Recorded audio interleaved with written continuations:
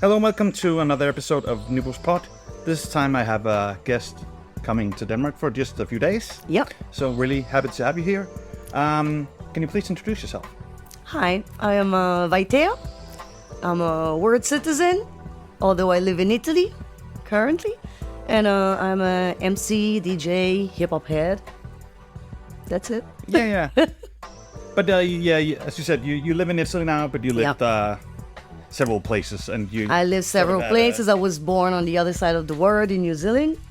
And then I moved back to Italy with my parents. But then I lived in Paris, where I got to meet and interact with a lot of French hip-hop pioneers too. And then I moved to London about 10 years ago, and I spent 2 or 3 years there. Yeah, so I like to discover new places. Yeah, of course. So, about discovering, how did you discover hip-hop and music and vinyl and all that stuff? Did you grow up in a household that had parents listening to vinyl or collecting vinyl? Not really. My parents were listening to cassettes mostly, but they were listening to good music. So hip-hop, soul, not hip-hop, was soul, jazz. What was sampled by hip-hop, more or less? Yeah. And then my father was playing guitar with Tahitian musicians. Okay. So yeah, word music and good sounds. So I've been blessed with that. And then when I was in school and I was about 12, 13 years old, a friend of mine, because I was writing poetry and I really loved rhyming and words, a friend of mine introduced me to LL Cool J, I Need Love. Yeah. And that really struck me. I was like, this is what I want to do in my life. It's like rhyming over rhythm. That's my thing. It was clear for me, yeah. Also, I think that track at that point sort of differentiated itself because it was about love and it was sort of a thing in that sort of macho culture that kind of didn't fit into that and also could go further. Funny enough, that was actually the first hip-hop track I actually also heard. Oh, really? That's funny. I really have an affinity for that track due to that. It was really, I think it really... But I was listening to reggae before listening to hip-hop. Okay. And then I got in touch with a lot of writers. So that was my introduction to hip-hop culture, basically. Yeah. And then I started realizing that in hip-hop, there were a lot of vinyl records involved. And I already liked buying records. So it was just straight for me, just so natural to buy hip-hop records and starting enjoying the whole vibe. Digging vibe, yeah. Yeah, but you were emceeing for the first a long time before you started singing, weren't you? Yeah, absolutely. Because when I was about 16, 17, I started, as I say, writing rhymes that I could rap on records, basically. And I started freestyling too. I discovered freestyling, and I was one of the only few females that were rapping and that were freestyling also. In Italian. And what year are we talking about? I don't want to spoil my age, but it was like, no, I'm approximately, kidding. Early 90s, early 90s. Yeah. Yeah, early 90s seems, I don't know, how was freestyle a big thing in Italy back then? It was, actually. Because seemed to be in Denmark, really. Well, you gotta understand, I don't know about Denmark, but in Italy, the hip-hop scene was very small and very, very underground. So we all knew each other because there were so few people that you would recognize someone just by him wearing a baggy or, having like a bit of paint in his hands, and you'd be like, okay, that's a writer. And you could start talking, and then after a while you'd be like, hey, so what's your tag, I sort of missed that if someone wore specific clothes, you knew that you could talk to them. Yeah, exactly. It was like, dress codes or just attitude codes, I would say. Yeah. But it's funny because Italy is quite a big country that it could be that small, the culture. It makes sense for me that like in Denmark, where it's such a small country, that the scene would be really, really small. I think it has to do with the culture. Italy is a country where people like disco. They like fast stuff. Now it's like a lot a really of party houses scene, and techno. maybe? Yeah, but it was just the whole hip hop culture has been underground till, I don't know, maybe 10, 15 years ago. the early 2000, maybe 2005, 2008. That's when we started having the first hip-hop magazine, at the kiosk that you could buy, distributed nationally. First, it was just a fanzine.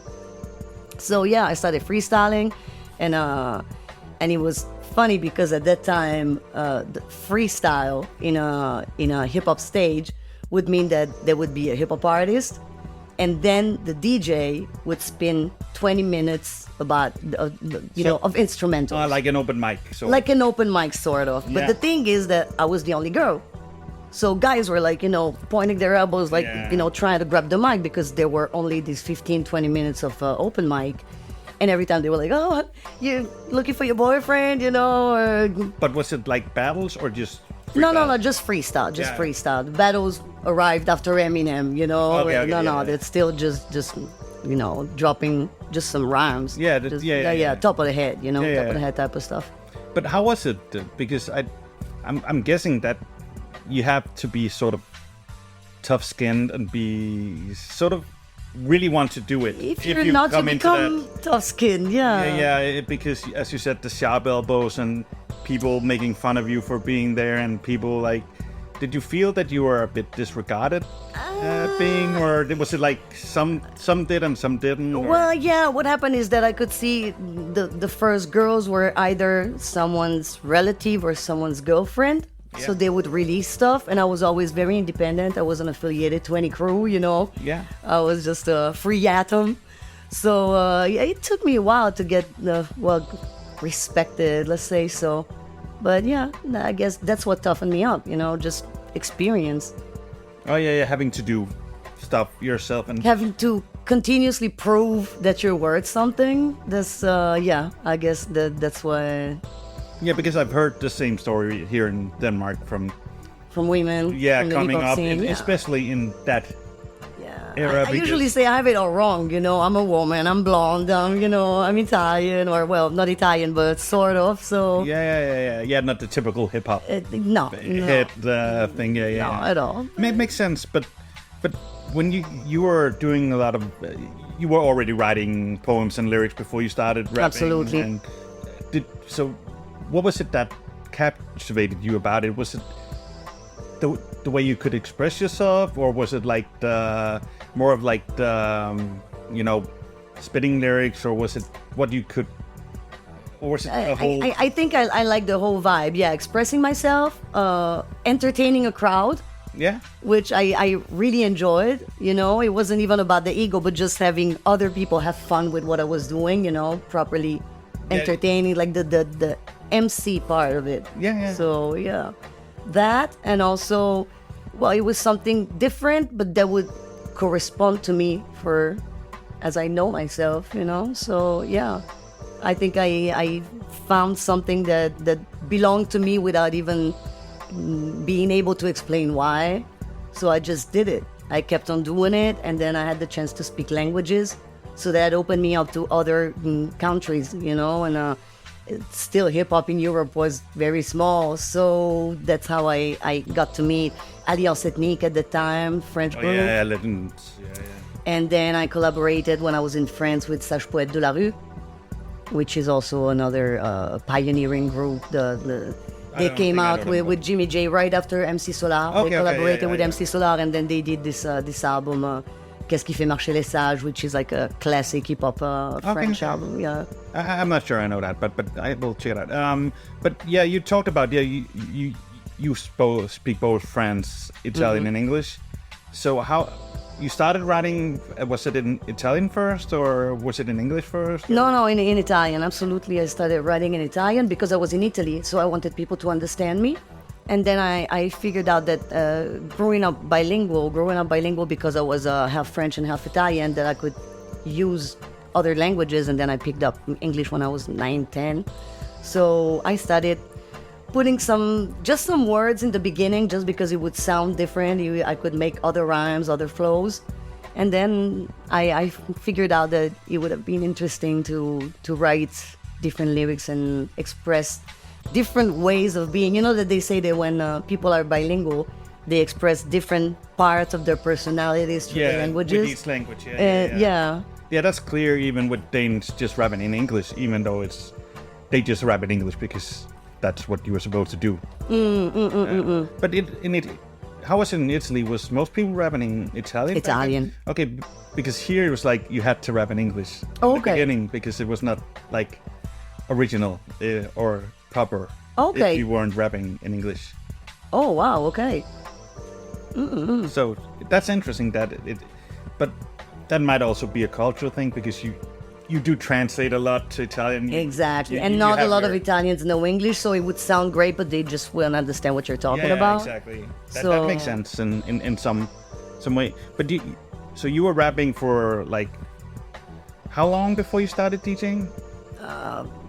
I guess I started DJing at the end of the 90s, but I was a very insecure DJ, you know? So there was my mentor, Top Cat, who is also a pioneer, like an Italian-American pioneer who's now DJing in Miami. And he would buy records and bring them at my house because at that time he didn't have turntables as is. Okay. So that's how I learned a lot. And he taught me how to mix my 2 first records, and then he invited me to play at his birthday. And that was my baptism, I would say, you know, with the trembling hand on the needle, that kind of situation. Yeah. The shimmers in the beginning, Yeah, but then it took me a lot because for me, I was an MC. You know, I was an MC who loved records, who knew music, who had a lot of records, but I wasn't feeling I was a DJ for a long, long time. Until I think I started, DJing more, not mixing much. And then when I moved to London, a little bit more than 10 years ago, I started really spinning like 2 or 3 nights per week. So that's when I considered myself, well, maybe I'm also a DJ, you know? Yeah. So what do you consider yourself most now? DJ or an MC or just both? I think I'm both. I think I'm both because it's been a while since I've released something as an MC, but I get called to do both. But of course, I play more as a DJ than I do shows because it's easier to have a weekly gig as a DJ than having a weekly show at the same spot. So makes sense. It's the quantity, you know, it's just the quantity that makes me more of a DJ now. But in Italy, for instance, I am considered the MC before being the DJ. Yeah, because that's what they knew because for a long time. Yeah. That makes sense. But you were you're talking about you were living in Italy, but you were also going to France a lot when you were younger. And when I was younger, because my grandmother was living in the French Riviera in Nice, and they had this amazing store called Fnac, which is like a music store, equipment, music, TV store, very famous in France. And that's when I started buying the first hip-hop cassettes and records. Because in Italy, you wouldn't really find much, you know? There was only one hip-hop record store in Milan, and they would receive, for instance, 2 copies of The Far Side or P.I.G., and you had to be there on that day and grab one of the 2, because if not, that was it. Yeah, and you probably didn't know what was coming and didn't know it until you had listened to it back then also, exactly. So you had to Exactly, and then, you know, it's like... blind buy it. Any record shop in the world, the more you see a customer, the more you get to know what they like, and then first priority probably as well. Like also, as I wasn't a DJ, you know. Yeah, you wouldn't get the first big. I wouldn't get the first batch, but then I was one who would spend a lot of money there, so they would keep the records. They knew my taste by then, and Nice, but what about you were traveling to France, but you also traveling to other countries just to see hip hop back then, or? Yeah, we would go to Switzerland because it was the closest place, let's say a 4 hours drive from Milan, the closest place where we could see hip-hop shows, because it was very, very, very rare to have hip-hop concerts there. So we started going to Zurich. That was the spot, the Rote Fabrik, mythical place where I saw, Wu-Tang with ODB, Artifacts, Farside, I saw Diamond D. I saw Big Cap. Oh, damn. Big Cap when he released I heard anything about Big Cap. But just him alone or with Flex? Or no, just him alone. And I was doing just a set. But for me, he was the DJ who put like 5 women on the track. So exactly. Yeah, but also just at that time, it probably was special to see just a DJ spinning just hip hop records, I would imagine, especially from the States. Not in Switzerland. Okay. Not in Switzerland, but in Italy, yeah, absolutely. Yeah. In Italy, we would have had. I remember we saw the Roots when they released their first album that we were talking about previously, and it was on a Sunday night next to Brescia, and it was just 50 of us. And it's very fun because that was the mid-90s, and then I got to New York in early 2000. I was at a party with a friend, and Black Thought saw me and a friend was like, I know you guys, like, how do you know us? Yeah, you were one of the few. Like, you were one of the few in our show in Italy. So also, funny. that was like one of the first international tours, right? Yeah. So that probably also makes sense that they would remember a lot of stuff from Yeah. And in Italy, they were considered jazz more than hip hop. This is how they got to tour there. Actually, they sometimes are in Denmark. I saw them, the last time I saw the Roots was at the Danish International Jazz Festival. See? At like the Danish radio station building at their concert hall for the jazz festival. But the good thing is that in those occasions, you had to meet the artist. You know, I saw, for instance, the first concert I went to where I met a hip hop artist was Guru with Jazzmatazz. Ah, yeah. So we're talking the first Jazzmatazz. Like with live band or just with a live band with Courtney Pine and Carlene Anderson. It was like 1993, and I told my mom I was going with Chief and Space at this concert in Turin, like 2 hours away. She's like, don't you have friends with normal names? I'm like, yeah, but Mom, you don't understand. I mean, they respect me, I respect them. Teenager thoughts. But nice it was great that you were able to just find people to travel with to that. Yeah. So it wasn't just you going alone. No, but of course, I would have never been there, you know. It's because I had the luck to meet all these people in Milan that would chaperone me, you know, and understand that. But maybe, were you a bit younger than them? Or I was younger. I was 2 or 3 years younger than them. Yeah, that's a lot when you're that age. So, yeah, it is. It is. So they would see, you know, the little blonde girl who was trying to MC and write some rhymes. And, yeah, they kept me with them, and they had me learning stuff, and they would teach me, explain, had me listen to music, had me listen to music, you know, where the samples were coming from, all the originals, and yeah. But that's good, because then you sort of get an introduction to the whole thing. Yeah. That's probably helped shape you as a DJ as well. Also, absolutely. And it was a lot about the hip-hop culture in itself, more than just the different aspects of it, the different disciplines, you know. It was a lot about being united and each of us bringing something, you know, very personal, like their interpretation of the whole culture. But you had to know your hip hop, you know, you had to study. You couldn't improvise. You had to drop rhymes that wouldn't sound like anybody else. You know, when I'm thinking about today, where maybe I'm old, but everything sounds pretty much the same, you know. You had to develop your own flow. Also, it was that even from my age, I'm born in '84, and even when like we were in the early 2000s, when you were at like a hip hop festival we had, or jams, like everyone had to have a verse, everyone had to be able to do everything. Yeah. Because it was just part of the hip hop culture. I don't rap, but I had to have a verse. Really? That I could spit all the time, because you had to have a verse. There would be ciphers outside, and everyone would have to spit a verse. Same with b-boying. You had to know how to at least do an ap rock, you know. There was the basics. Yeah, and you would have to be at least able to do like a throb or at least a good, you know, tag and stuff like that. I tried graffitiing. That's when I realized it was better for me to write rhymes, you know, instead of writing things on the wall, because I really can't draw. But it's also, I think that's the beauty for me about hip hop culture, is that there's different elements, and you can figure out where you fit in and what you like and what's best for you. Yeah. And some people change from one thing to another, or some people are diverse, or it's just whatever you do. Like you started rapping, then you found DJing, and then you do both, and then, but then you try something else, figure out that's not me, and then you figure out, okay, this might be interesting to try. And it's funny because in Italy I noticed that there's a lot of rappers that come from writing and DJs that come from b-boying. I don't know if it's the same over here, but it's quite a bit, but especially a lot of DJ, but actually a lot of rappers also back. A lot of the West Coast rappers were coming from b-boying, like back in the days as well. But yeah, like Black Eyed Peas, for instance. Oh yeah, but the West Coast, even Denmark. Yeah, the West Coast style, the ones who did like the West Coast style here. Oh yeah. A lot of them were like coming from breakdancing.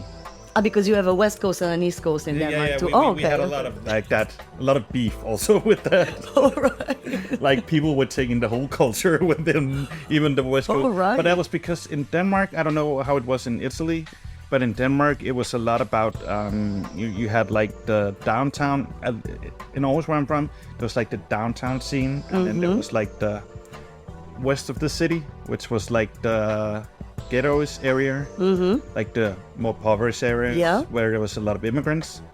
So they were often beefing with like the typical Danes, was mostly East Coast hip hop heads, and the ones that were in the ghetto, probably more related to the South and West Coast with the storytelling about some of the stuff, and like also through a lot of the French stuff like Lahaine and all that sort of more ghetto-ish stuff. And they would like clash. Oh, that's fun, yeah. But they would also have different influences. And I can dig that. Yeah. No, for us it was more the differences were coming more from different cities in Milan. You know, if you were from in Milan in Italy, if you were from Milan, or if you were in Rome and Naples, the accents were different, so the flows were different. Oh yeah, that was also the same here. That was also the same here, but it was often like in the middle of the cities it was more East Coast, and outside the outskirts it was more West Coast often. That's fun. Yeah, that's must been an interesting thing. I feel. But how about so you had that whole, you were going to Switzerland, you were meeting a lot of the international artists. Meeting a lot of artists, Yeah, I remember we were doing we were hanging around with this journalist, like a hip hop journalist. And me, this other girl, and this journalist from an Italian hip hop magazine. Okay. And I was translating for an Italian writing magazine. Okay. And I figured out that when we were going to Switzerland, she was saying that she was a journalist. She would get the free entrance and getting to interview the artists. And that's what was interesting, to me, like getting to meet the artists and interact with people that were coming from the birthplace of hip hop, from the States. So I told my people at the graffiti magazine, I was like, what do you think about starting interviewing, hip hop artists, to not only writers, but also musicians? Like, okay. So I started interacting with the artists. That's how I got to meet, Artifacts, Perry Smith. And then when Perry Smith came with Eric Sermon, he PMD'd, and I had already freestyle with Perry, and he told Eric Sermon, yo, you got to listen to this girl. So I got to freestyle for Eric Sermon. Then I met, a bunch of artists. I met Redman, AG was one of my favorite MCs. Yeah, especially like that whole show and AG stuff. Yeah. See, so I've been very blessed, and even with French culture, I got to meet a lot of the artists that I was just respecting and listening to, and sometimes it's disappointing because sometimes the human being is different from the artist. There's the saying, you never want to meet your idol. Yeah, but when it matches, it's great because sometimes it creates bonds. For instance, Artifacts, I met him in '96 when I went to New York in 2005. DJ Chaos took me record digging. He was also so sweet. That guy. Lovely person. Lovely person, and he's very missed, very much missed. And then I did a track with El. With El the Sensei, a remix of one of my tracks. Yeah. Because that's another interesting part of your story, because you moved to London. Yeah. That was what? 2012. Yeah. And then you got signed to BBE. Yeah. That was after you moved to London, right? Yeah, because I moved to London and I was already starting working on an album, which took me a lot because I'm a hip hop artist and a hip hop head, but of course I'm doing a lot of other things in my life. So that kept me busy. But at a certain point in my life, I wanted to release an album. So I started recording all these tracks, and naturally they were all coming out in English. And my producer is French. He's one of Cyan Super Crew's producers. Yeah. He's called Guyver Heitman. So props, Guyver. We love you. And so I was going back and forth from Milan to Paris, and then from London to Paris, and recording all these tracks. And at the end of the day, it was an album. So I started looking for labels, and I bumped into BBE, you know, when destiny has to happen that way. So it was just destiny. And I got to release that album with BBE. I feel very blessed about it. The cover was made by a great Italian writer, and she also did the videos. It's a woman also, so it was important for me too. And she's called Nemo. And that's it, basically. I challenged myself because I didn't want to put forward the fact that I was rhyming in different languages. I just wanted to focus in English and see what would happen with that. Also made sense because you were living in an English city and talking English every day. Probably. Also, yeah. Compared to if you were doing an English album living in Italy. Yeah. And then there were a couple of tracks that became unreleased. They were like half French or half Italian. But yeah, I think it had to go that way. But yeah, BB is also a very legendary label. So it must have been quite a cadeau to be able to release on that. Yeah. See, I'm telling you, I'm feeling very blessed and complete in my hip hop career. You know, after I released that album, because I was also the producer, so I was taking care of everything. You know, I didn't have like a manager or the stylist or the video maker. We would take care of everything, me and my friend Nemo, and that's very satisfactory, I would say. For me, it was okay. After I released that album, I was like, okay, I can stop and do something else now in my life. So you started focusing more on the DJing after that? I also started focusing more on the DJing. Or was that also while you were doing the album? At the same time, exactly, because I moved to London, we started DJing a lot.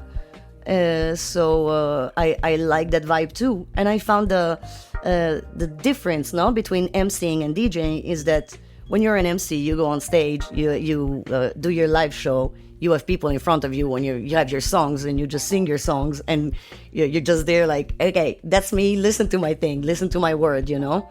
But as a DJ, you have to be much more generous because you cannot not consider the people that you have in front of you, you know? And you can also not demand attention for all 4 hours if you play 4 hours. Exactly. So I love both aspects. I think they complete me in being a hip hop head, as I told you, and I also felt the need to give women in Italy what I didn't have, so space. So I started in 2010 an event, yearly event called Ladies First, with a crew of ladies called Fly Girls Milano, and we've been doing this for 10 years. Up to the pandemic, and then we stopped. We did our last show because they closed Italy. It was supposed to be our final festival, and it was on March 8th. And on March 8th, that's when they closed Italy. So you had planned on it being the last show anyways, or? Yeah, we didn't do it because but if it had happened, it would have still been the last, or? Yes, because to me it was the closing of a cycle. Yeah. And I was also experiencing a lot of difficulties finding women that I liked, that I wanted to put forward. Yeah. But can you talk a bit more about that project? How it started, how you came up with it, how it was, how people accepted it or didn't? Well, it started simply because I wanted to do a birthday party. And it became a big all-women party because I asked a girl, and then she asked her friend, and then, I contacted another couple of DJs, and then writers, and then breakers, and then, so we put them all together. And it was so good that all of them wanted to do it again. And some of them were more into it than others, and they were like, let's form a crew and do the same thing next year, but better. Yeah. So every year we would try to make it better. And that's how I got to meet Tia, actually. Because a DJ friend of mine from the center of Italy knew Tia, I don't know how, but he put me in contact with her, and basically she put me in contact with this ONG called Free Muse that wanted to put forward women in music. Yeah. So they helped us with a little sponsoring, which allowed me to call women from a bit more afar. We invited Yara Bravo, we invited women from southern Italy to come and perform. So it became something more seriously and more renowned in Italy as the spot for ladies to get known, you know, and also maybe be accepted a bit. Or was that? Yeah. Well, actually, it was funny because the best feedbacks were coming from men.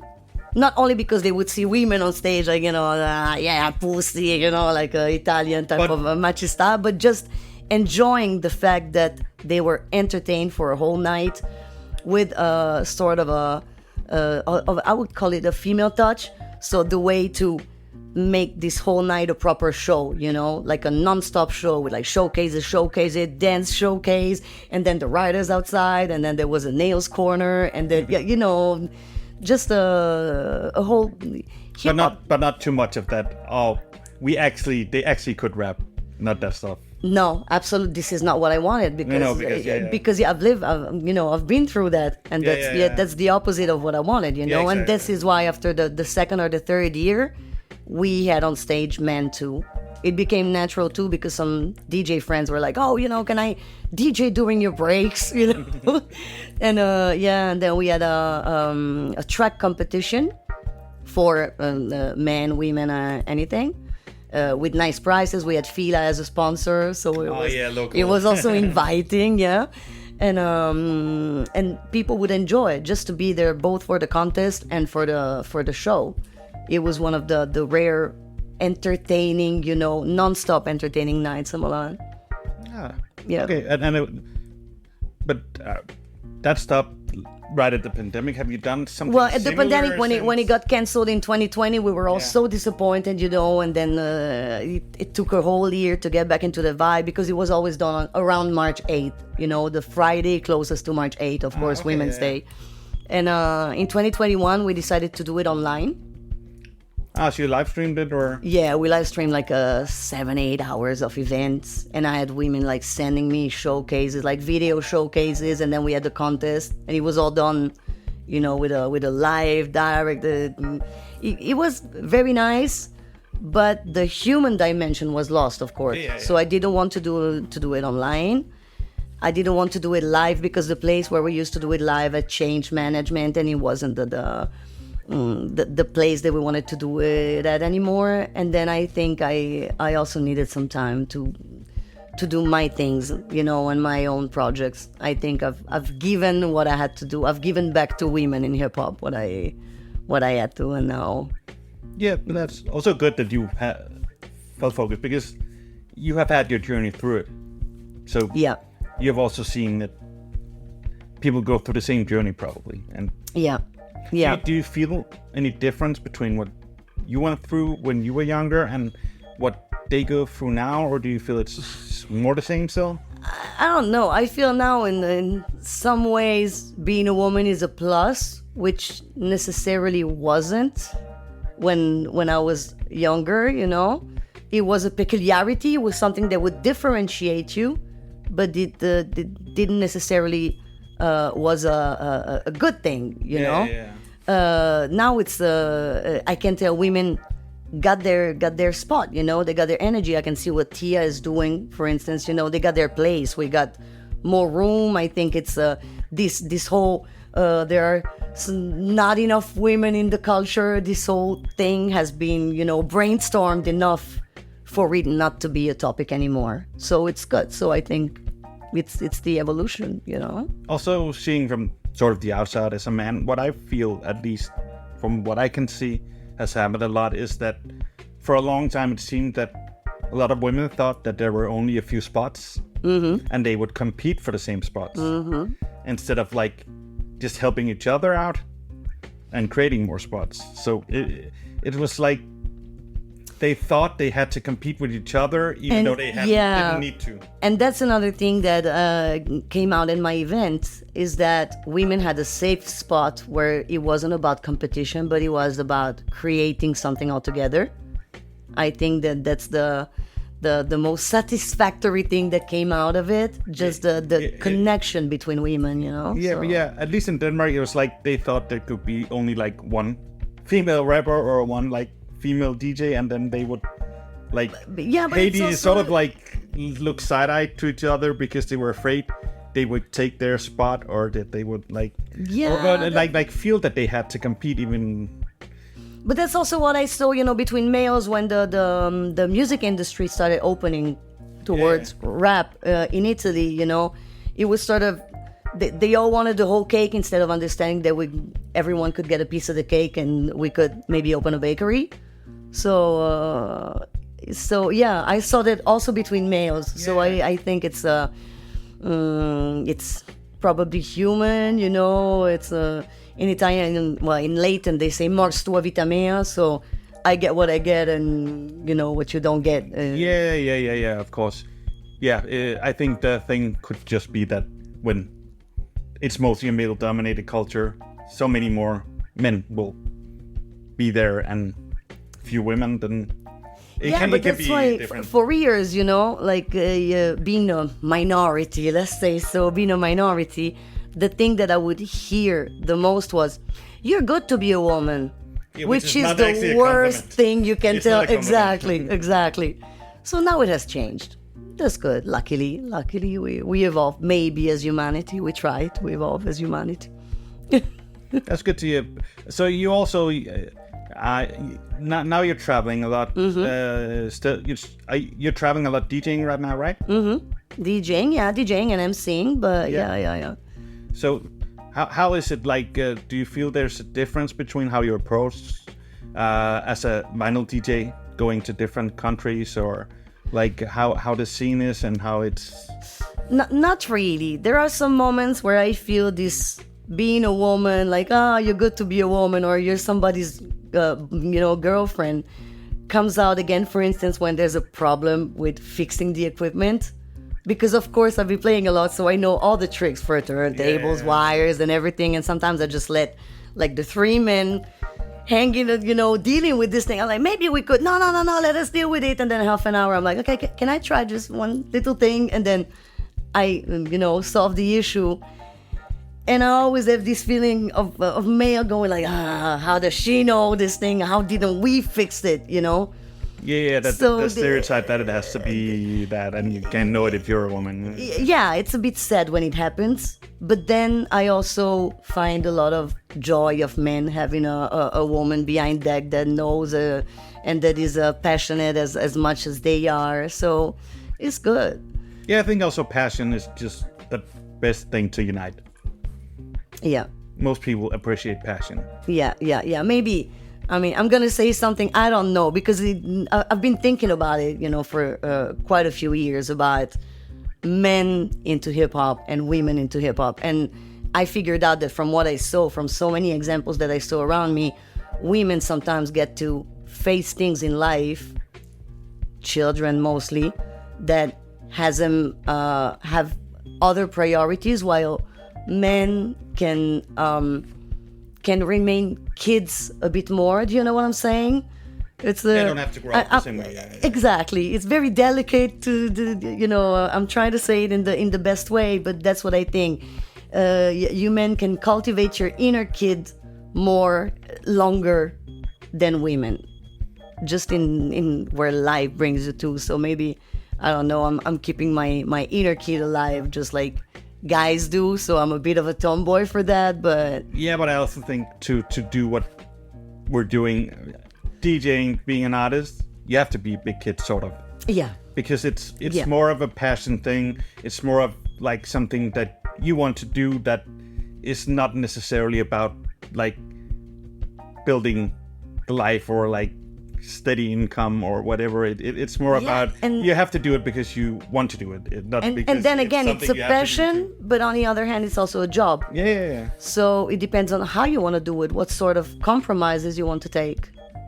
On the music that you want to play, or places where you want to go, how big of a club you want to play. So even in hip hop, what sort of a hip hop do you want to play? Hip hop for the masses?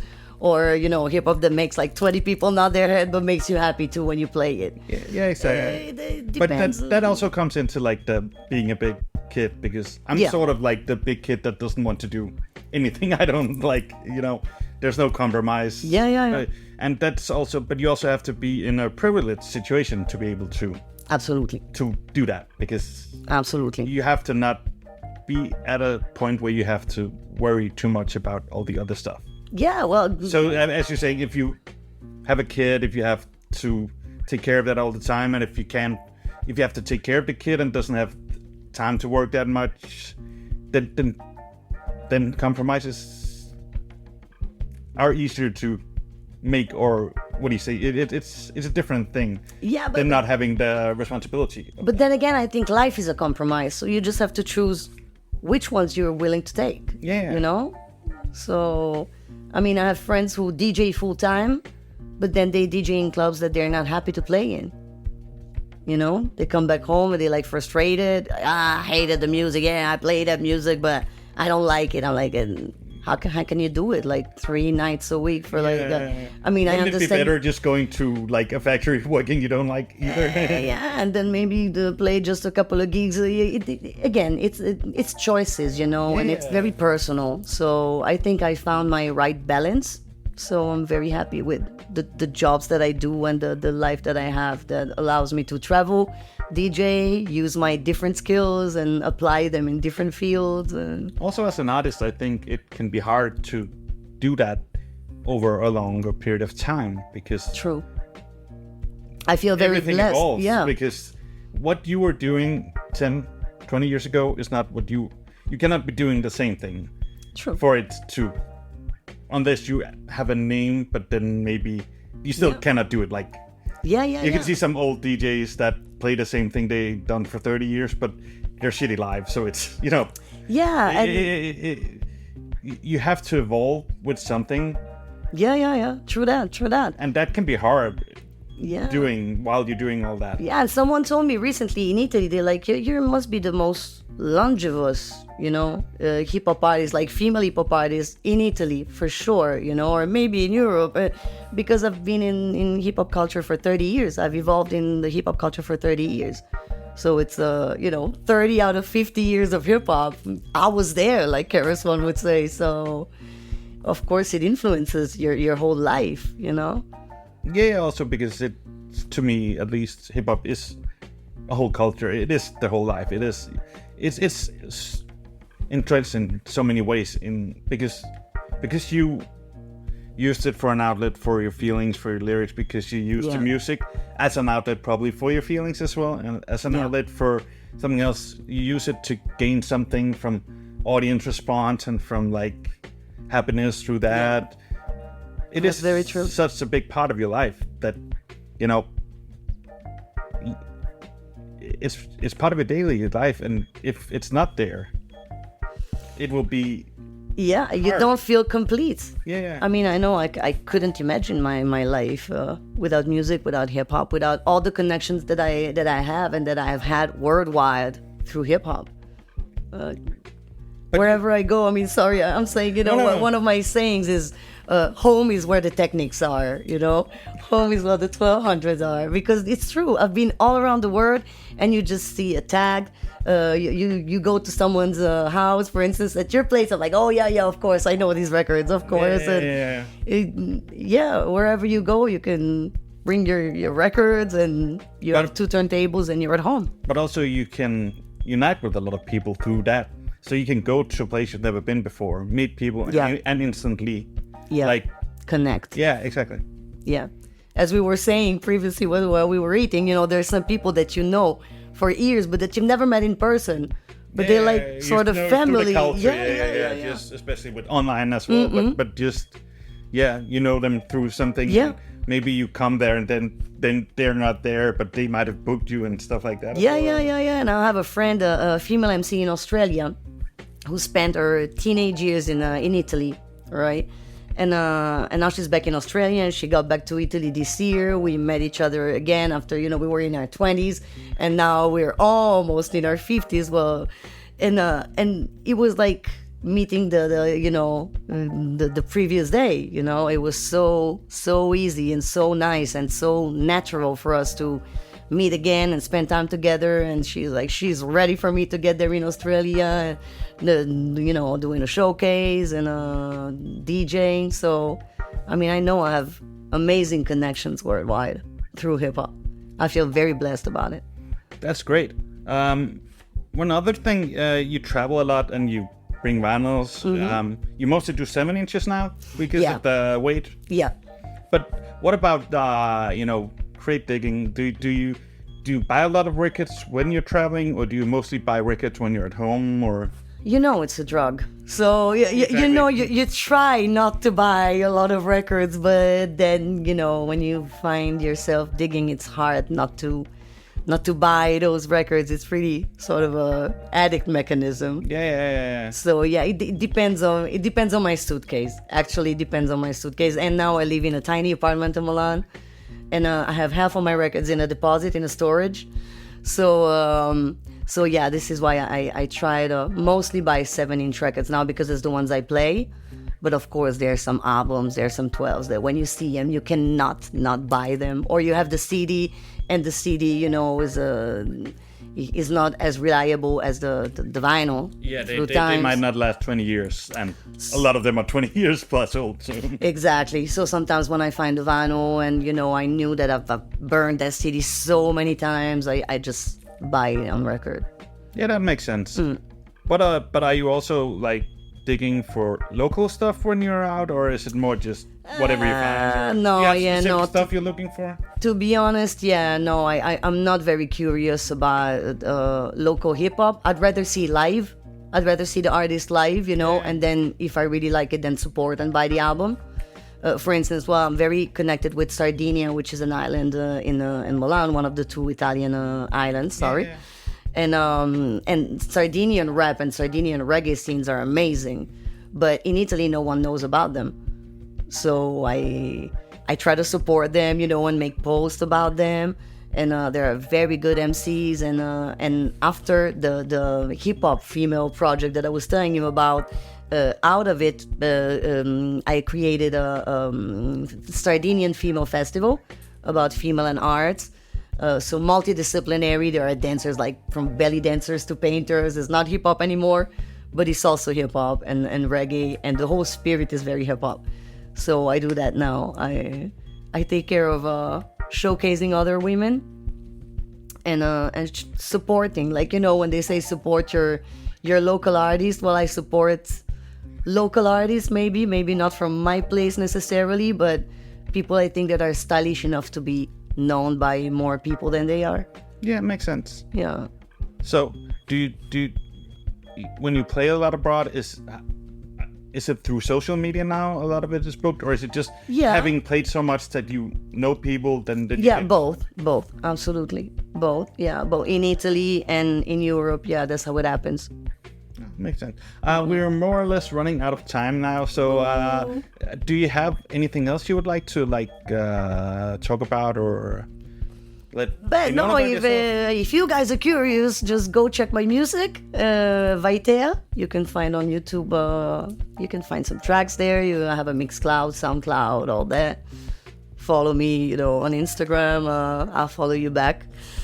And good. If you got any questions, just write me and I'll let you know more about it. I think I've told you a lot about myself. I'm not very good, talking about myself. No, but I'm the one usually interviewing others. So but it's interesting to hear because it's also there's some differences culture-wise as well from you being from Italy and how stuff works and how. But it's also interesting to see how the hip hop culture has been compared to putting them next to each other. Yeah. But I might write a book one day where, I have a lot of anecdotes about my path as a blonde MC. So yeah, it makes sense. But thank you very much for coming. I appreciate it. Thank you. It's been a pleasure. Thanks. Thank you. Peace out.